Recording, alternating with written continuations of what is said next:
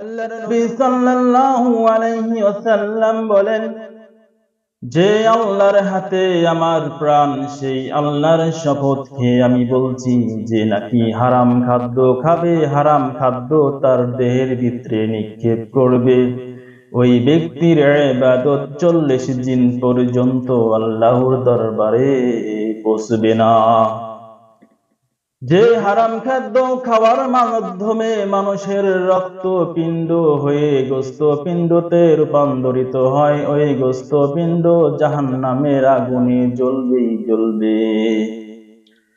আল্লাহ তাআলা কোরআনে পাকে ঘোষণা করলেন, ইয়া আইয়ুহার রাসূলু কুলু মিনাত তাইয়্যিবাতি ওয়া আমিলু সালিহাত। হে রাসূল, আপনি হালাল খাদ্য খান আর সৎ কাজের আদেশ করেন, কারণ হালাল খাদ্য খেলে সৎ কাজের উৎসাহ বৃদ্ধি পায়। আল্লাহ তাআলা বললেন, যে ব্যক্তি নাকি হালাল খাদ্য খাবে, তাকে আল্লাহ তাআলা নেক কাজ, সৎ কাজ করার সহায়ক হিসেবে তাকে ফেরেশতাদের মাধ্যমে সাহায্য করা হবে। আল্লাহ তাআলা বললেন, ইয়া আইয়ুহাল নাসু কুলু মিম্মা ফিল আরদি হালালান তাইয়্যিবা ওয়ালা তাত্তাবিউনি খুতিয়াতিশ শাইতান ইন্নাহু লাকুম আদুব্বুম মুবিন। আল্লাহ তাআলা সারা বিশ্বের মানব মণ্ডলীকে লক্ষ্য করে বললেন, হে মানব মণ্ডলী, তোমরা পৃথিবীতে পবিত্র বস্তু সমূহ খাও আর তা ভোগ করো, হারাম বস্তু তোমরা খেও না, আর শয়তানের পথ অনুসরণ করো না, শয়তান তোমাদের নিঃসন্দেহে প্রকাশ্যেই শত্রু।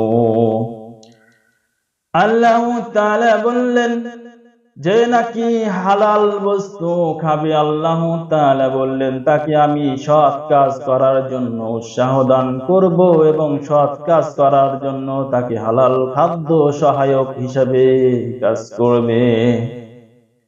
আল্লাহর নবী সাল্লাল্লাহু আলাইহি ওয়াসাল্লাম বললেন, ইন্নাল্লাহা তাইয়্যিব লা ইয়াকবালু ইল্লা তাইয়্যিবা। আল্লাহর নবী সাল্লাল্লাহু আলাইহি ওয়াসাল্লাম বললেন, আল্লাহ তাআলা নিজেই পবিত্র, আল্লাহ তাআলা পবিত্র, কোনো বস্তু ছাড়া তিনি কোনো কিছুই গ্রহণ করেন না। আল্লাহর নবী সাল্লাল্লাহু আলাইহি ওয়াসাল্লাম একদিন সাহাবাদের নিয়ে মক্কায় হজ করতেছিলেন।